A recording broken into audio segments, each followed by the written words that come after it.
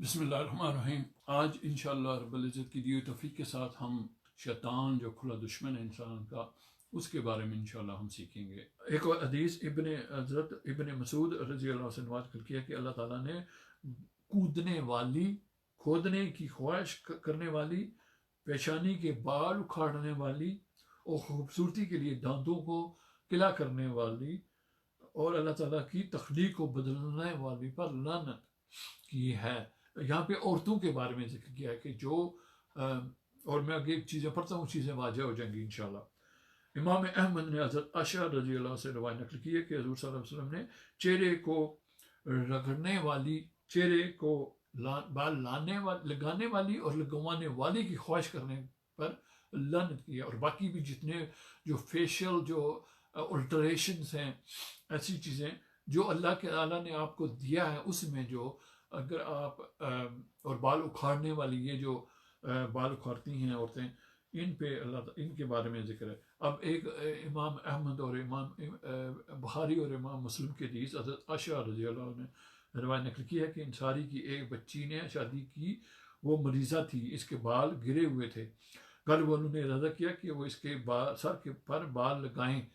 انہوں نے نبی کریم صلی اللہ علیہ وسلم سے پوچھا، آپ فرمایا اللہ تعالیٰ نے بال لگوانے والی اور بال لگانے والی اور لگوانے والی کی خواہش کرنے پر اللہ تعالیٰ نے لعنت کی ہے۔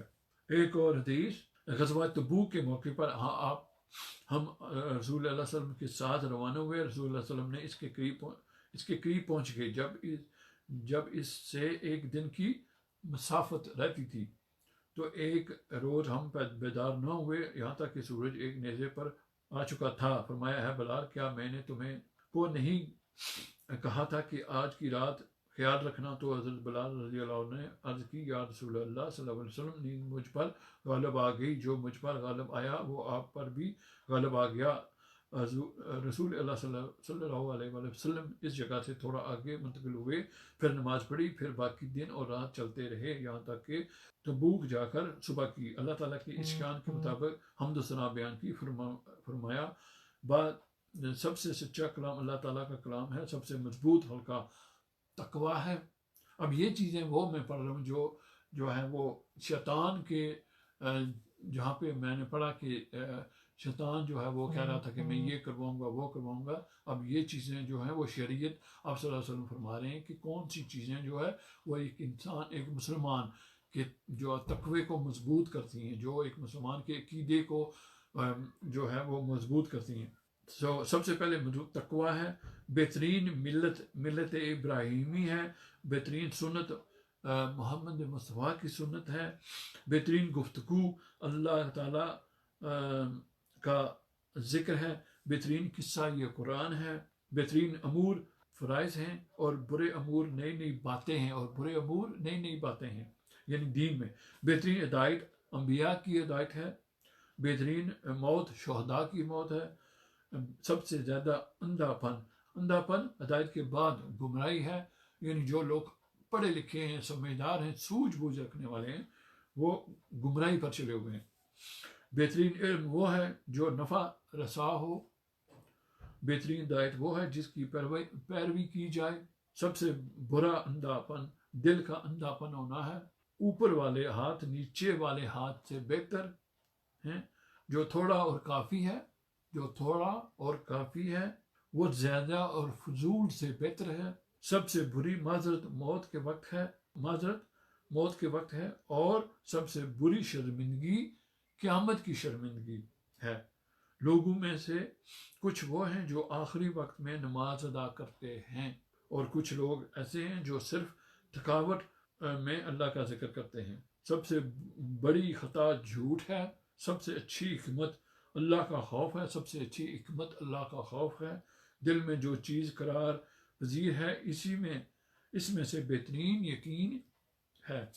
شک کفر کی ایک صورت ہے، نوح جاہلیت کا طریقہ ہے، خیانت جہنم کا ڈیر ہے، عورت شیطان کا پھندا ہے، جوانی جنون کی ایک قسم ہے، سب سے بری کمائی سود کی کمائی ہے، سب سے برا کھانا یتیم کا مال ہے، سعادت مند وہ ہے جو دوسروں سے نصیحت حاصل کرے، بدبخت وہ ہے جو ماں کے پیٹ میں بھی بدبخت تھا اللہ تعالیٰ معاف فرمائے، بے شک تم سب کا ٹھکانہ 4 ہاتھ زمین ہے.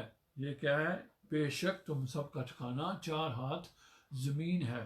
امر کی پہچان اس کے انجام پر ہے، امر کی پہچان اس کے انجام پر ہے، عمل کی روح اس کے خاتمے پر مزخر ہے. سب سے برا راوی جھوٹ روایت کرنے والا ہے.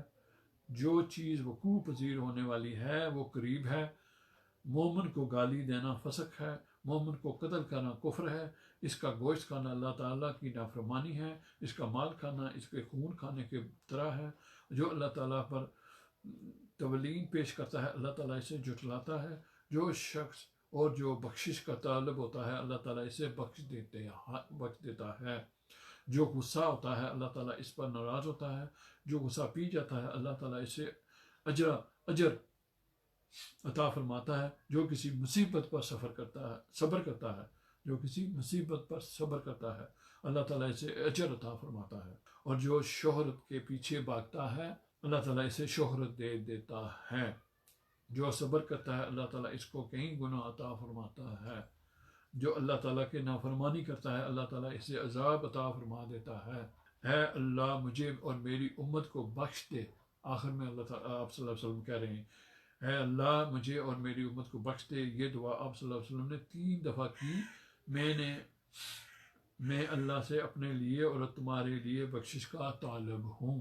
رب العزت ہمیں ان چیزوں پر غور و فکر کرنے کی توفیق دے. آمین آمین آمین. ہمیشہ کی طرح کہ اللہ تعالیٰ ہم سب کو، ہماری بیٹیوں کو، ہماری ماؤں کو، ہماری بہنوں کو، ہماری بیویوں کو، ہمارے چھوٹوں کو، ہمارے بڑوں کو، ہمارے جو ہیں ہم سب کو، اور جو ہماری نسلوں میں سے قیامت تک آئیں گے، اللہ تعالیٰ ہم سب کو اللہ تعالیٰ کے دین کے ساتھ جو ہے وہ جوڑے رکھے. اللہ تعالیٰ ہمیں جو ہے وہ برے کاموں سے، ایسے اعمال سے اللہ تعالیٰ ہمیں بچنے کی اور سوچ و فکر کرنے کی توفیق دے. اور بار بار اللہ تعالیٰ سے جیسے ہم نے آج سیکھا کہ ہم اگر اللہ تعالیٰ کے جو ہے وہ پاس جائیں گے، اس سے مغفرت طلب کریں گے تو وہ ہمیں بخشے گا. اللہ تعالیٰ ہم سب کو ان چیزوں پہ غور و فکر کرنے کی توفیق دے.